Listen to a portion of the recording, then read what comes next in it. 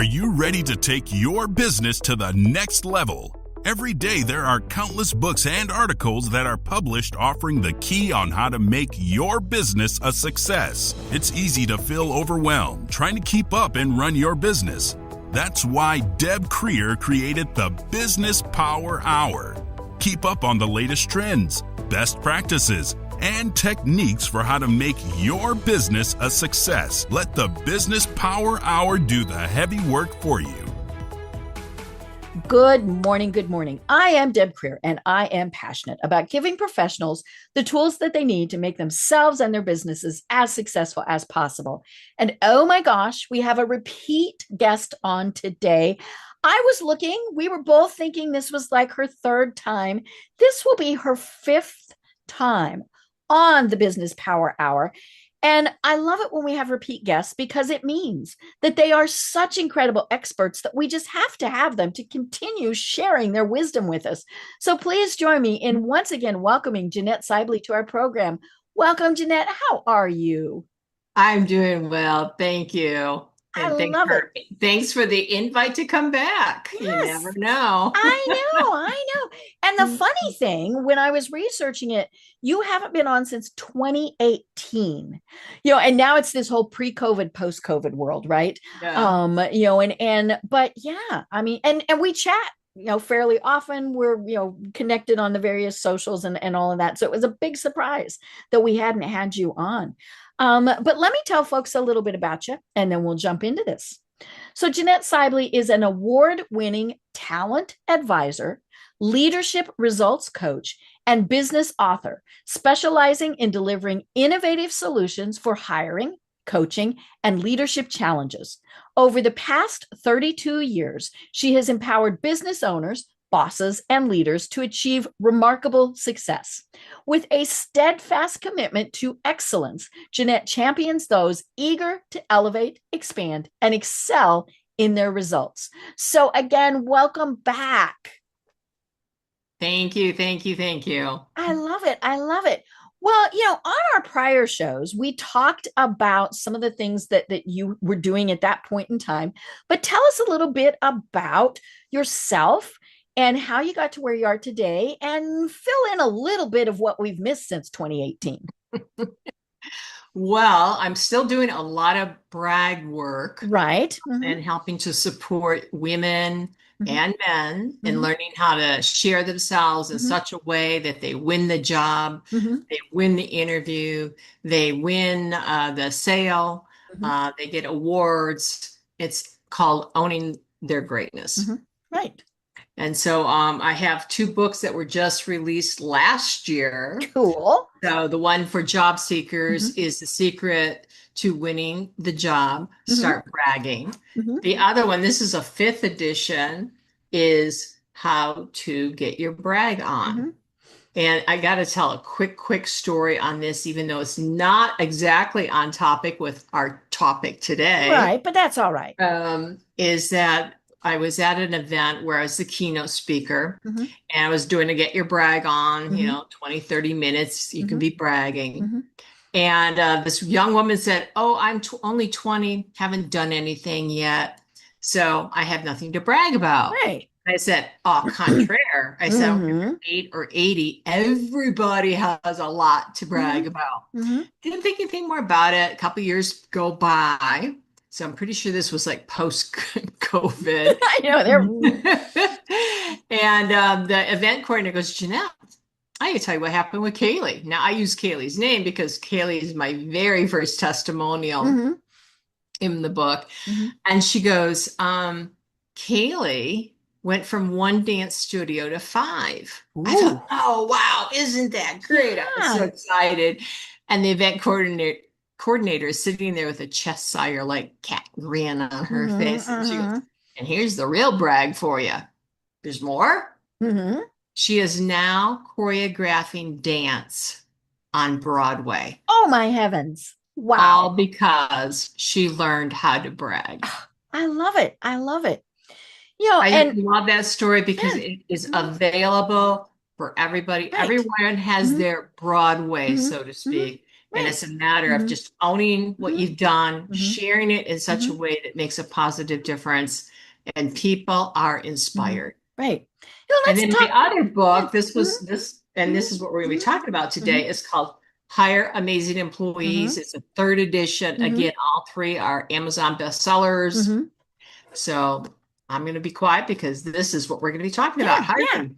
Yeah, I want to talk just a smidge about bragging, though, because it is very important. We were talking, off the air, that I have been following your tutelage and doing much better at bragging, but we've also it can be applied in other things. One of the things is, many people know that I also work with cancer patients, and it's very important for us to advocate for ourselves, and that advocating is in many ways bragging, right? It's having that self-esteem, that confidence to say, hey, wait a minute, I want this. What do you mean you're going to do this? And I love that, because it's not just that we're bragging, it's that we are being advocates for ourselves. I would agree. Right. And so folks, check out those books, because hopefully it'll get you more jobs, more money, better spouse. Who knows? But yeah, it is all about, how to advocate for yourself. And I think that's so important. But okay, let's switch gears. Let's talk about hiring. Why did you decide that this was going to be something that you were going to start focusing on? Well, I've been focusing on it for over 40 years. So it's not something I just decided on. I have been working with a lot of clients, primarily on their hiring challenges. Okay. And one of the big challenges we have, of course, is, are they asking the right kind of questions? Are they trying to be pseudo psychologists by saying, what's your favorite color? Yes. Tell us about the biggest challenge you ever faced. Right. I mean, I remember one time I was shocked that the woman even admitted this, but she was asking one of her interviewees, what was your favorite movie? And he said Jaws. Okay. I mean, from a cinematography standpoint, it was right. First. Yes. To, showcase all that kind of natural wonder. I mean, it was just amazing. Right. And she quickly ushered him out of the office. Why? Well, that's what I asked. Because he's an angry guy. Again, I thought she was joking. And I said, really? She goes, yeah, that was a dark movie. So, when you ask questions like that, there's a lot of bias in it, but it also can get you in trouble from a legal perspective. Right. So I really focus on their questioning, but also their systems, using qualified job fit assessments. A lot of people don't understand the science or legality behind job fit assessments. And we can talk a little bit more about that a little bit later. But one of the big areas today that has come back around is called boomerang hires. Right. And a boomerang hire is somebody who worked for your company in the past. Okay. And this percentage has gone up, according to ADP this year, 35%. Okay. So they've come back to you. Right. I mean, they left for whatever reason. And a lot of times it was like the great resignation, or they read too many Facebook posts, or LinkedIn posts. I can go off and do this. Yes. Yeah. Find the job at whatever. Right. Yes. your passion in life. Yeah. And so they get out there and they find out the grass isn't green or somewhere else. And they don't like hiring and firing and doing all of that stuff. Right. Or what's actually very interesting as well is that they then want to come back. And part of what makes it easier for them to come back is if the company offers, their former employer offers remote work. Right. So it makes it easier. Even if they've moved away, they can still come back. And a couple of the reasons that companies are actually open to this is because the returning employee, the boomeranger, as we'll call them, knows the culture and the systems. Right. They're basically familiar with how things work, or at least they did up until the point the Right. person Yeah. left. Things might have changed, but probably not a lot. And they're probably well liked, because if they weren't well liked, they're not going to Right. be They don't want to coming come back. So anyway, there's just a lot of, the technology has made this an interesting opportunity for people to come back. But there are challenges. Right. So, I would guess the first challenge is that, they've said, I don't like it. I'm leaving here. And hopefully they didn't burn any bridges, but well, that is a really important point, because a lot of times when people leave, particularly if they're disgruntled or part of the Great Resignation or whatever all that stuff was, it's the take this job and shove it. Bridge or two. They may have burnt a bridge or two. That can get in their way. Well, and I would guess too that in many cases they want to come back at the same level, position, salary, all of those things as when they left, and that may or may not be available. Well, and that's another challenge. If they did leave and did take on other jobs somewhere else, they may be coming back with a lot more business savvy than left. So bringing them back at a higher level may actually be a positive thing. Right. If there's a job open, that's going to be the key. Is the position open? Right. And so what are some of the other pitfalls of bringing them back? Well, a lot of times we rely on memory. Our memories, I know everybody's really good at remembering things. I promise you, you're not. No, we were to run a video of what actually happened. You go, right. You either think that they're they're much better than they were, or they were worse than they were. Right? Time has changed things. So a couple of things to do is check past performance appraisals, exit interviews, and talk with the team. The people that actually worked with them. In some cases, talk with the customers.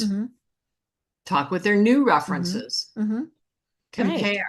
But also, it's very, very important, back to assessments. Use job fit, honesty, integrity, because you don't know what they've been doing, whether it's been 6 weeks, 6 months, 6 years. You don't know what they've been doing. And so make sure that the people you're bringing back will fit the new job, but also remember, if it's been any length of time, things subtly change. You bring in new people, which subtly makes changes. You're not even aware sometimes of the changes that are occurring. So it's very, very important that you have a job fit selection system, which I outlined in my book, Hire Amazing Employees, from start to finish, how to actually set one up, how to use a legally and scientifically validated tools to make sure that who you think you're bringing back is who indeed shows up on day one and day 91 and vice and so forth. Right. I would think one of the issues would also be the people they used to work with, who might think, yay, or might think, oh, Lord, no. So how do you kind of work through that process? Well, I think that's a great question. Just because they were well liked when they left, and maybe even the life of the party, doesn't mean they'll be that same person coming back. Right. They've either grown up, matured, or maybe they've had a life-altering change. It could be health of themselves or somebody in their family, or a death. People do change. So it's really, really important to start at the beginning. And I think a lot of times people come back and they skip over the onboarding. It's like, no, treat them just as you would any other new employee. If there are new policies, no tolerance policies, harassment policies, data privacy policies, all that stuff, treat them as if they're a brand new hire. A red flag occurs is if they say, well, I've already gone through that kind of training with my previous employer. You want to pay attention to that because that's already showing that they're coming back and they may expect to be treated differently, a special person. Right. Yeah. But that can then set up what you're talking about is, well, how did it come? They don't have to do it. We all had to go through it. Yeah. So don't allow that to occur. Let them know if they're coming back that I expect you to act, treat everybody, talk with them, learn about the company as it is today. Right. And speaking of as it is today, what might be happening, especially if they were gone for, any period of time, that was, more than a couple weeks, the people that used to report to them might now be their bosses. Exactly. So how do you deal with that? Same thing. In one of the things in those situations, what I encourage people to do is hire a coach. Okay. And a couple of things as a coach where I have helped people in those situations is number one, we just talked about come in as a new employee, go through everything that everybody else is expected to go through. And then also have conversations with people, not from an egotistical standpoint, not from I used to hate you standpoint, or boy, I always thought you were a difficult person. I can't imagine they brought you back standpoint. Those are no-win conversations. But from let's just start where we're at. Tell me what you've been up to. I'll share what I've been up to. What are your goals for your department? How do you expect me or my department to help support that? Like have those kind of conversations and then have them again and then have them again. You're going to have to build those relationships. A lot of time, particularly younger employees, don't understand the value of how to develop a working relationship. And that is critical because when you get older and you haven't learned that, it can sabotage you being able to come back into an environment. Right. Yeah. They were talking on our radio here in Atlanta about a study that came out, and it was, one of those, studies that was done by a reputable organization. I don't remember who, but they said most Gen Zers think that if they've been somewhere 6 months, it's a really long time. And of course, the baby boomers are thinking, what the heck? I'm still trying to figure out where the bathrooms were. And so, and like you said, I mean, some of these changes are happening several years, and really getting that team back together. I'll be honest, I would almost think it's not worth it. Well, and I think there would be a cause for concern. I've also seen where it has actually worked out quite well. If the person is coachable, they follow along, they set their ego aside. Oh, yeah, I used to work here. Well, this is the way it's always been. Yes. Those kind of off-putting comments are what will get them in trouble. But if they listen to learn, they participate full out. There's absolutely no reason they can't be fully integrated. And other people say, wow, thank you for coming back. Right. Because bringing a person back actually says quite a lot about a company. The fact that somebody would even want to come back is a very positive. Right. Right. Yeah. And that's the thing is, it all is obviously going to depend on why they left. Because maybe they moved, maybe they got married, maybe, there's all sorts of very positive reasons why somebody might have left the company. And if it was a bad reason, they're not going to come back. Hello, yes, I embezzled from you, but I'm not going to do it again. Oh yeah. But there may also be the, I didn't like my boss. I didn't, there were reasons that they left that could have been more on the negative side.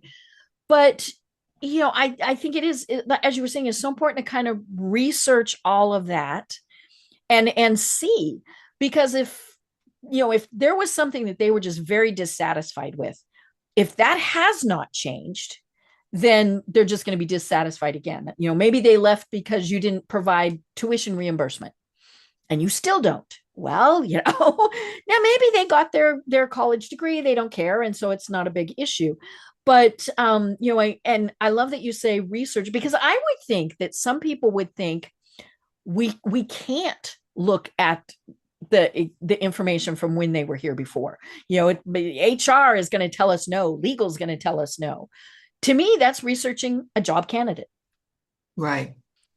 Yeah. As long as it's done ethically, you should be fine. Right. Mm-hmm. Again, it really comes down to, like you said, why did they leave? Mm-hmm. So if they left because they didn't like the company's position on an environmental concern or a political concern or something like that, then they probably should not be considered. Right. I remember years and years ago when I was looking at working with a company, and they said, well, tell me about your experience working with, and it was with one of the founders of the company. And so again, you want to listen to what their responses are and understand that if the founder's still there, they still do what they do, good, bad, right, or wrong. You got to take all that into consideration. Right.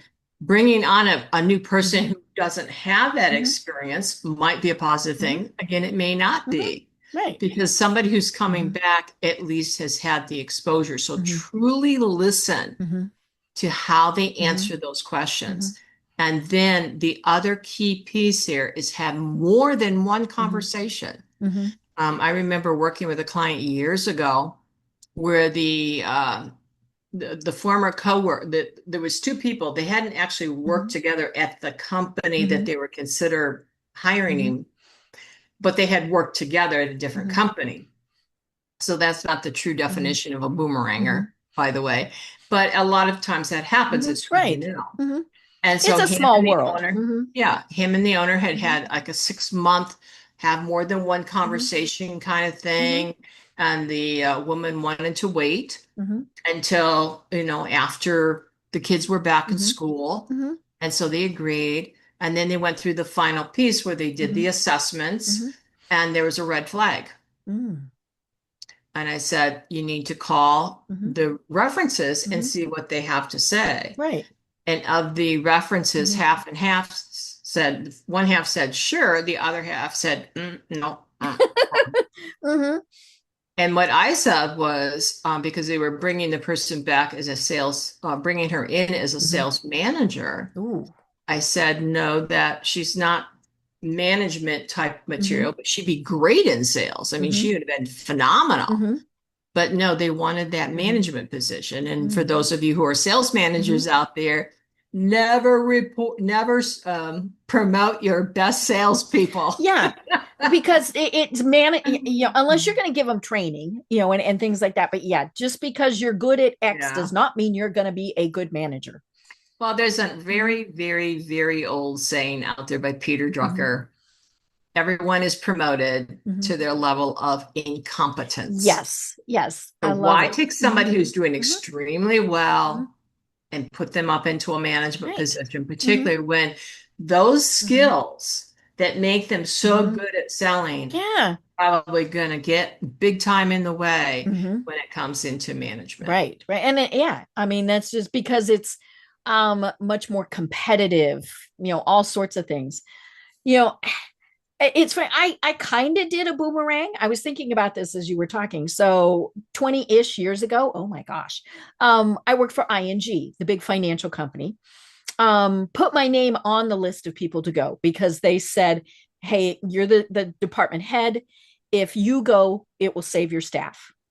And I wasn't all that enamored with the place. I mean, it was okay. I got paid really well, but I thought, okay.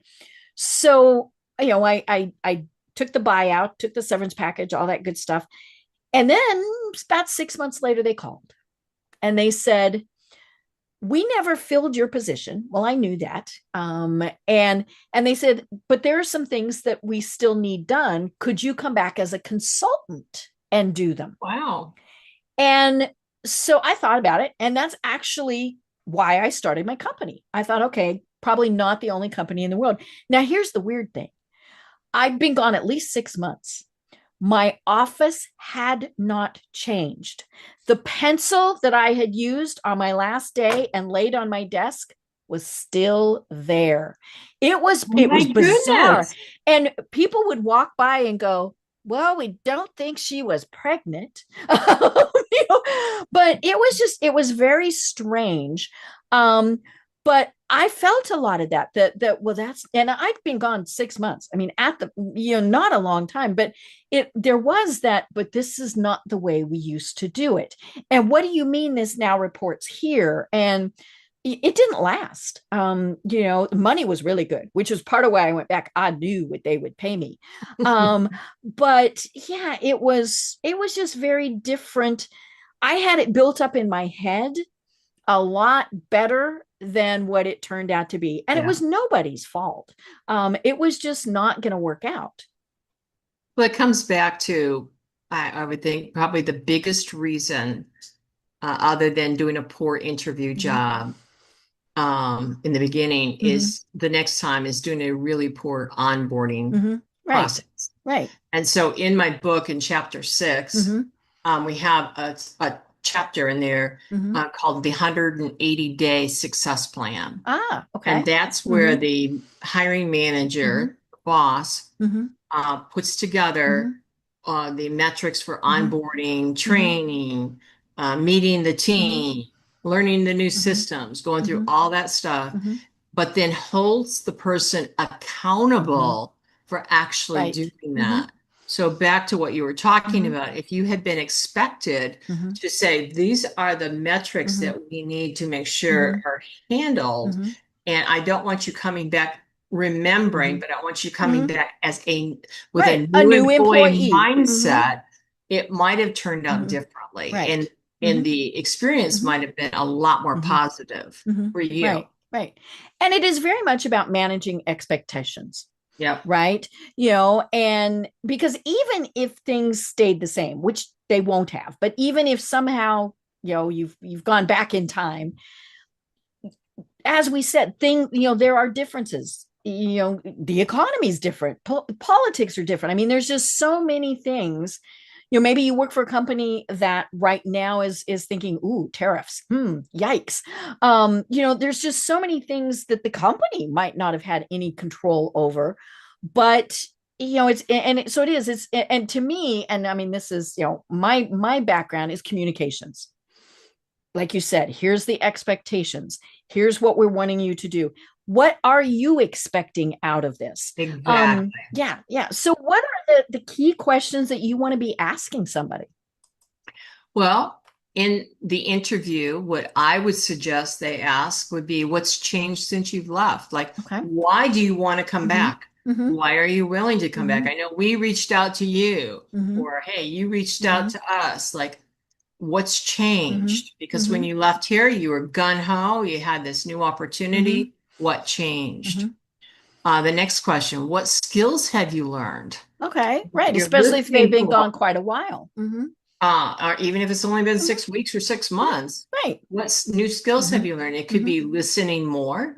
It could be they took Toastmasters, or they did something else. So that information can then help. And then the other thing is, what do you see yourself doing now? And what is it that you want? Like, what are your goals? Back to those expectation things, right? Yeah. So, now I am curious, because the first question that you say is to ask what has changed. There are some HR red flags in there, though, right? Because maybe they gave birth, maybe their kids moved out. I mean, some of those things. So how do you phrase that in a way that you're not crossing those HR no boundaries? Well, asking what has changed, the person, if it's a woman or even a guy today, because there's a lot of a lot of taken Mr. Moms, as we used to call them, right? Exactly. They don't have to share it. So there's no HR legality thing. And if you share it, then you need to be responsible that the fact is you shared it. Right. A lot of people today, I think, are more understanding of parental leaves, or having been laid off or having been fired.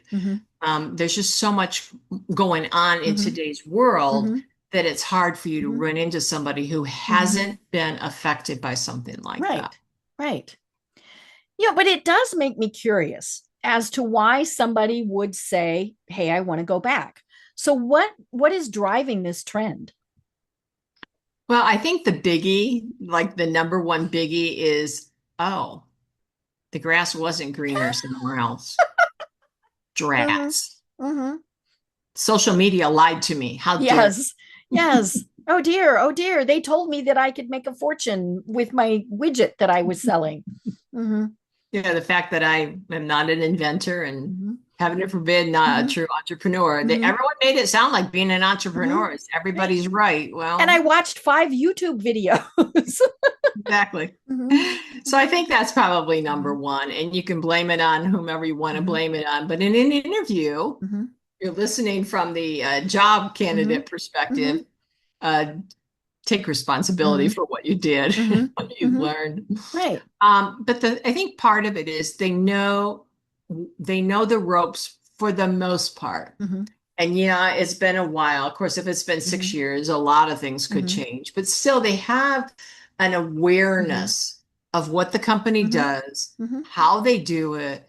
Yeah, things may have changed, but having that history, as long as they're not emotionally attached to, well, that's the way it's always been done. They should be fine. But they also, as a job candidate, must ask those same questions. Right. So like, what has changed since I left? Or what skills are now expected in this kind of position? And what are the goals? Now, a lot of hiring managers don't always do a very good job of creating their expectations, the desires. They just want somebody to rubber stamp and look like the person that just left. Well, if you're the job candidate, red flag. You really have to have the conversation to help them clarify what are the goals now in 30, 60, 90 days.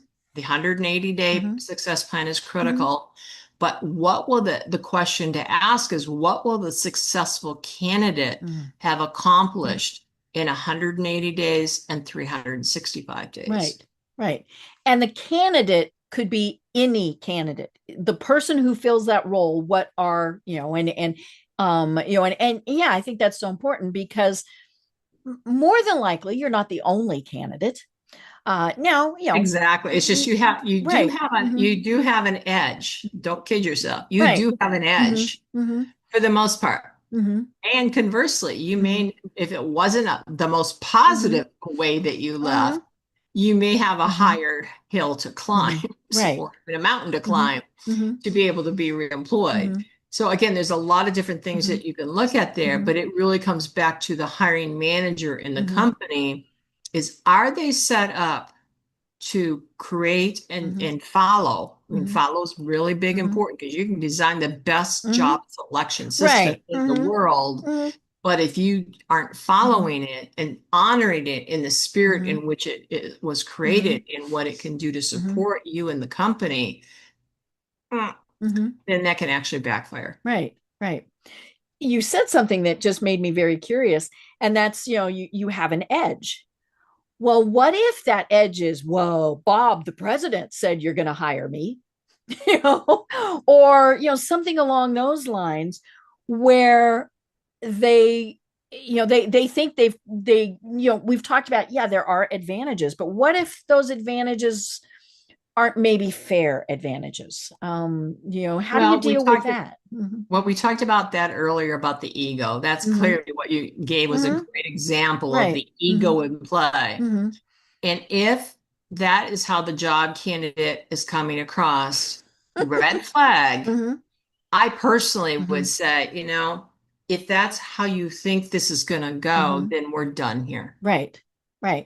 Because the last thing you need is somebody being brought back who thinks that they're special. Right. Because I promise you that specialness will quickly get blown out of, whatever, out of the job, or they'll create some mischief, or like Mhm. a client, a long-term client may leave because of it. Again, Right. it's Yeah. that We didn't like them. arrogance, Why would we? Yeah. that Mhm. arrogance. The Mhm. person, if you're the job candidate, Mhm. you need to be really Mhm. responsible for asking Mhm. Mhm. questions.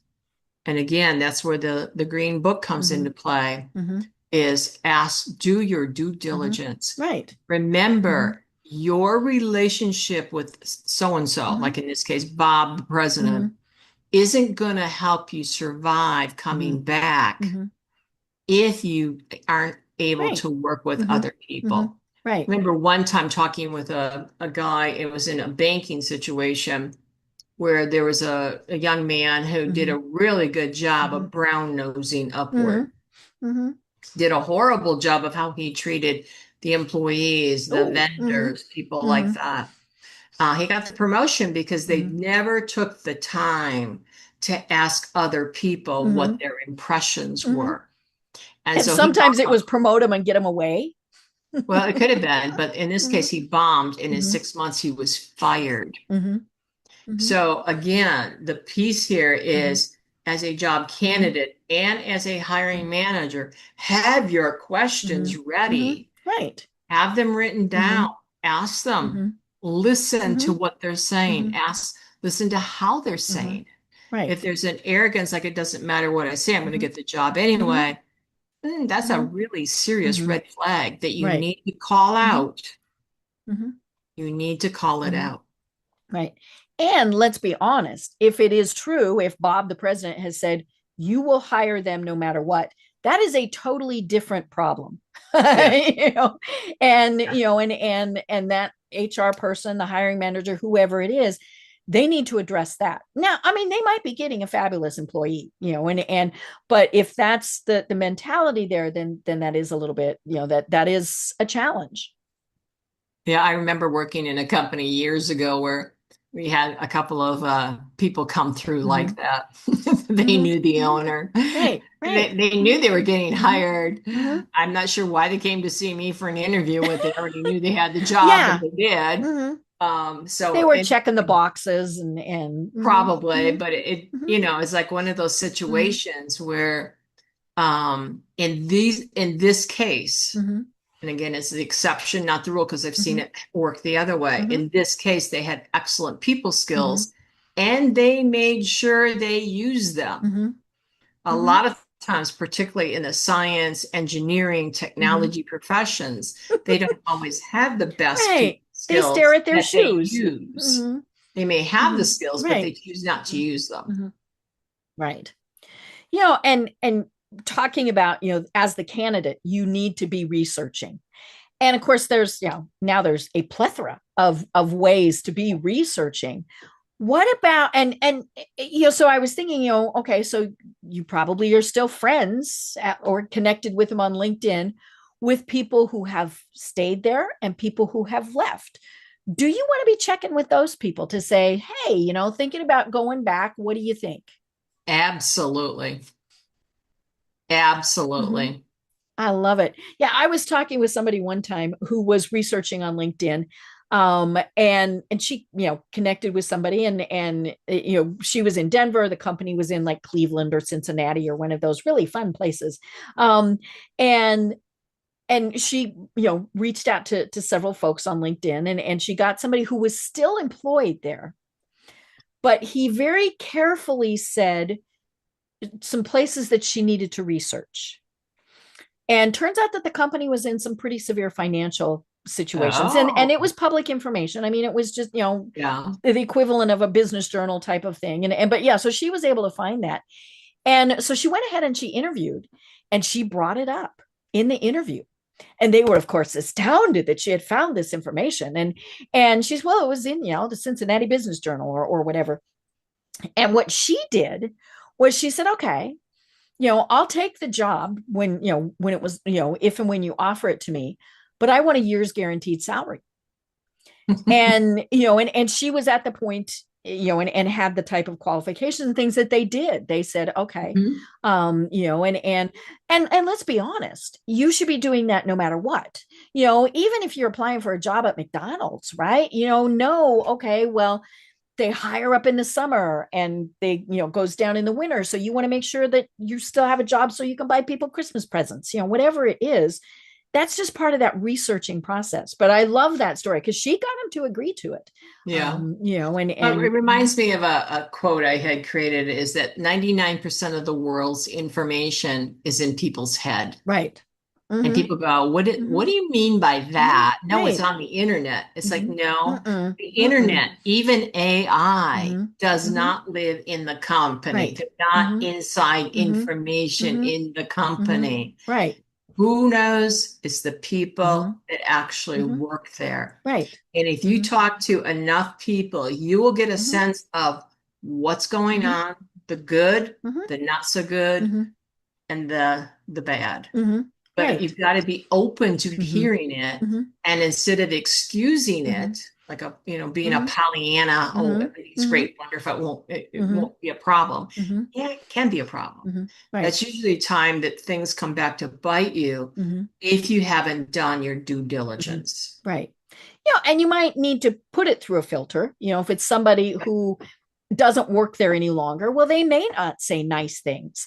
And so if they say, oh my God, it was the worst place I ever worked, well, maybe it was an okay place, right? But ask why. Yes. Why was it a bad place? Do not assume right. Yeah. that ask why. Right. Yeah. And listen.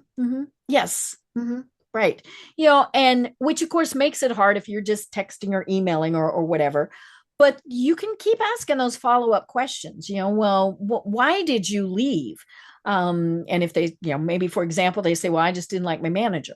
Is that manager still there? And well, I would say, but why didn't you like your manager? Right. Just because you didn't like your manager doesn't mean other people don't like the manager or can't get along with it. Did that manager get handsy? And they're still there. Okay. Or whatever. And then on the flip side, I mean, they might be glowing, if they're too effusive, that sometimes is a red flag also. Yeah, exactly. Even if, even if they, work there, not work there, there's all sorts of things. And so, like we said, do a little bit of a filter, but that is where it is good to talk to more than one person, do your research. But we've mentioned that the bugaboo that's going on right now, AI, right? Yes. So more and more, at least initial interviews are being handled with an AI. I don't understand how this works, and I don't ever want to. And I love AI. I mean, I've named my AI because I use it so much. It actually named itself. I asked it to, and it named itself. But and so how, or does it even play into this? Well, right now there's a lot of court challenges going on. And in fact, there's a law, I think Colorado is leading the charge in this with AI. I don't know that the specifics, so and I'm not an attorney, so I can't go there, but make sure that you are aware of what AI can do and can't do. AI cannot make human decisions. That's just the bottom line. I always find it fascinating where people want to use AI as their coach. I'm like, huh? Or they want AI to do the interviews. So I've heard of people being interviewed by a bot before. Right. Yeah. And I'm like, are you kidding me? Because they don't understand nuances. Right. They don't understand people's body language. Yeah, I mean, if you're not watching this right now, I'm deliberately moving around. Right. They don't maybe you're leaning forward, nonverbal. Leaning back, all of those various things. And nonverbal communication is 80% of somebody's communication. Right. So if you're relying on that kind of stuff, I would suggest you cut it out. Right. And really, really look at using an AI type system to help sort through hundreds and thousands of resumes is one thing, particularly if you're looking for keywords, certain experiences, et cetera, but to actually have them make hiring decisions is so wrong. Oh, yeah. So wrong. Yeah. And And I mean, we've had things for years where computers have looked at things. I remember when we actually still did paper resumes, right? And they would put them into a scanner, and and then the computer would look for, as you said, those keywords. And I remember people saying, "Oh yeah, I put them in a white font." So the human eye doesn't see it, but the computer sees it and says, "Oh, hey, they're perfectly qualified." So, we've had these things for a while, but now we just hear a lot more about them. And it is one thing for, maybe the hiring manager says, "Okay, this is the position, yada, yada, yada, yada, yada, yada. What are some sample questions I should be asking?" That's fine. If you're a candidate, tell me about this type of position. Tell me what's happened with this company in the last 5 years. Now, again, you're getting everything. So you're getting the good, the bad, the ugly. But yeah, I can't imagine. And they're saying, "Oh yeah, I was interviewed by a chatbot." Eh. I mean, I have fun trying to confuse it. and oh yeah, you give me a chatbot on a website, and I'm like, no. Oh, that is too funny. But it's funny because so I use Chat GPT, and like I said, I've named it. It flirts with me. It is kind of the funniest thing in the world, but I use it every day. And Right. so it has. It kind of knows a bit about my personality. It knows that I like to write things in a little bit of a quirky way. So if I say, "Hey, I'm working on this LinkedIn post," it will actually ask me, and I like squirrel, right? It will say, "Do you want this professional, or do you want this in your normal way?" I'm like, okay. Is that implying that you're not professional? I know. I'm like, oh my gosh. But but that does bring us to people when they're applying for jobs, they're going to be using AI to generate the best possible answer. Well, it may or may not be the best possible answer. But they're also using it to create resumes, to create cover Yep. letters. And again, AI has its purpose. Right. Making a human decision is not one of them. Right.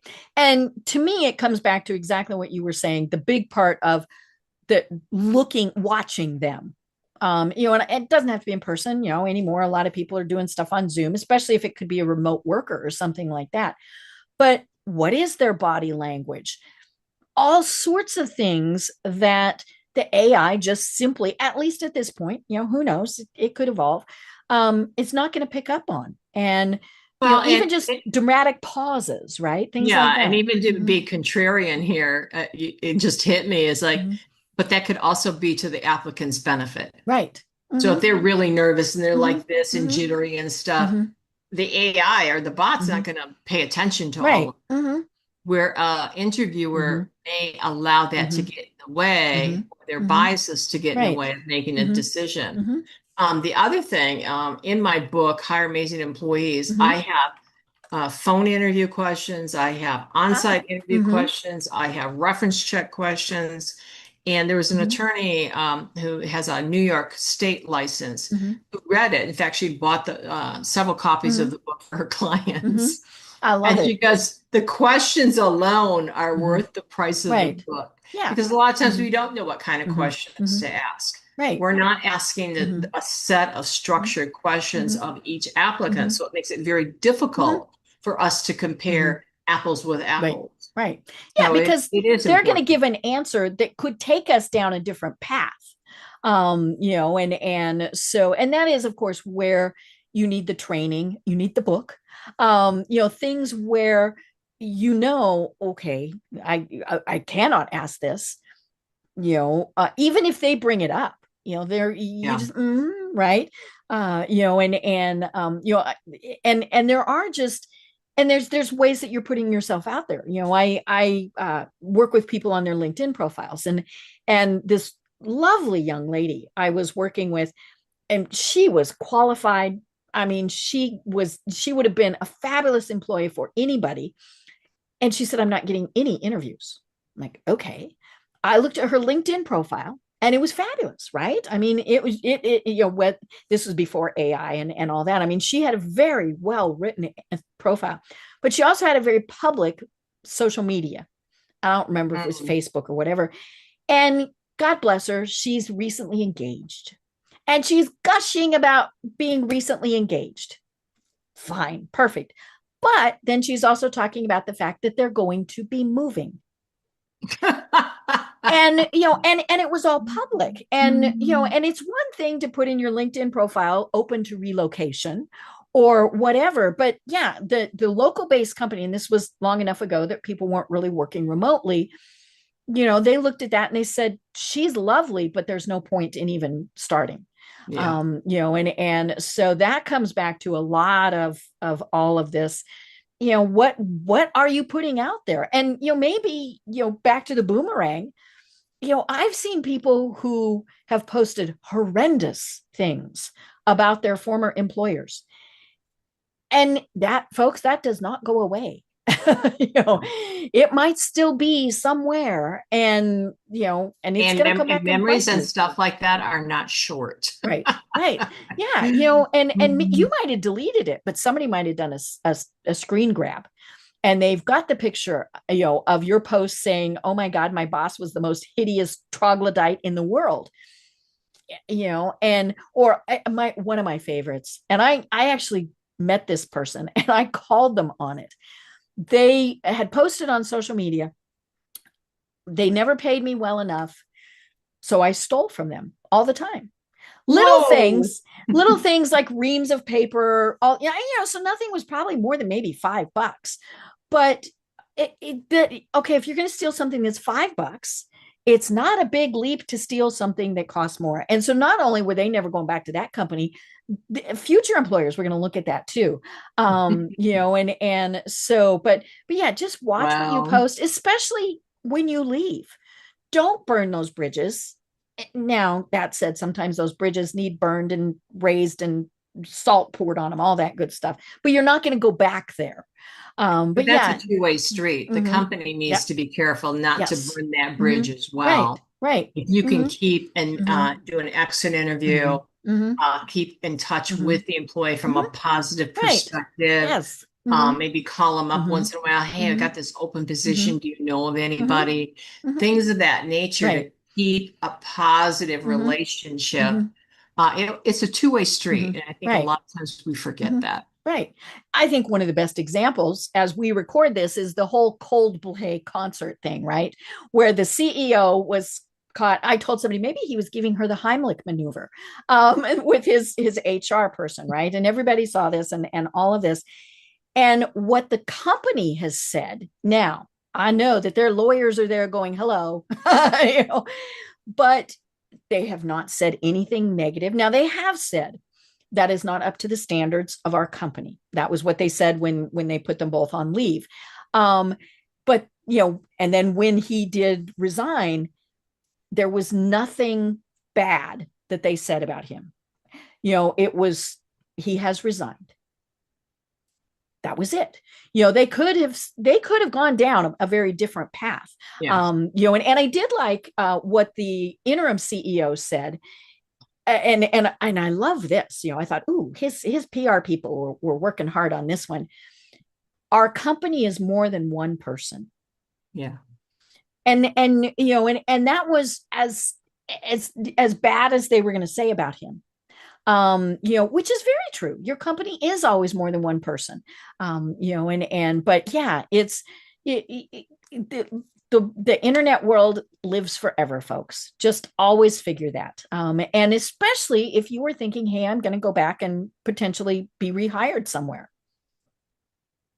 And sometimes you never know. Sometimes you get the phone call that was totally unexpected from a former boss who says, hey, I need you to come back. Right. And so, yeah, and again, you both have to take responsibility for asking those questions that too often we assume we know the answers and we don't listen to what they're saying. Right. And we all know what assuming is, right? But, and of course, the tricky thing comes in the fact that, unless it's a pretty short period of time, there are going to be different people So it might be a different hiring manager, might be a different person they're reporting to, all of those things. And so I love that you say you basically treat it like it is a brand new hire. Well, oh, go ahead. I have a saying that boomerang hires can be gold, but only if they fit today's company, not yesterday's. Perfect. I love that. I love that. Because, yeah, they might have been the head of sales, or not head of sales, the biggest salesperson. They brought in $1 bazillion. Well, things change, and so, yeah, things might have, now they might be better. That's your hope, right? We're going to bring them back. And so hopefully they're better. But yeah, just remember, there's all sorts of things there. Well, oh my gosh, we're at the end of our fifth interview. And so, we've talked about your books. We will have links to those and to your website, obviously, in the show notes. But how do people find you, and what are the services that you provide? So I provide coaching services, consulting services for bosses and leaders to help them improve their hiring, coaching, and managing to achieve results. So I'm the people focus of the equation, because too often we look at, do I have the right IT? Do I have the financing? Do I have the right machinery? Is it configured? We forget that the people are the people who configure those or run the systems or not. So my job is to help you do a better job, not only of hiring the right people, but having those conversations that actually help to solidify their success and your success and the company's success and the client's success too. Because too often in hiring, we forget, you know what? This could be a potential client. Right. Somebody has to pay us. Right. Right. I love that. Well, as I said, we will have the link to your website in the show notes. And this has been absolutely delightful. Let's see, 8 years, 9. I can't do that math since you were on last. We're not doing that again. So I think it was 7 years. 7. That's it. See, yeah. If what you say is right, is 2018, it's like 7 years ago, but I know. It just seems like it's been more recent than that. Yes. Well, and there really is, the pre-COVID and the post-COVID world, which is very interesting. But yeah, we will make this much less period of time before we do your 6th interview. And so I really look forward to that. But until then, do you have any final thoughts, words of wisdom that you want to leave everyone with? One of the goals I have in life is for people to empower themselves. And I think when it comes to hiring, coaching, and managing people, having the boss that encourages that makes a big difference. I know I one time had a client who had been waiting for his boss to empower him. And I said, next time, empower yourself.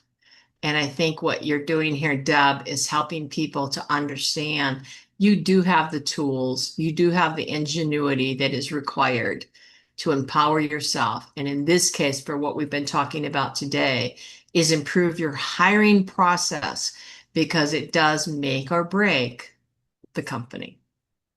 Oh my gosh, such wise words. Oh, I am Deb Creer. I can't wait until we have you on again, but I have been talking with Jeannette Seibly. And until next time, everyone have a great day. Tune in for our next program for even more trends, best practices, and techniques for how to make your business a success. The Business Power Hour, hosted by Deb Creer, is proud to be part of the C-Suite Network.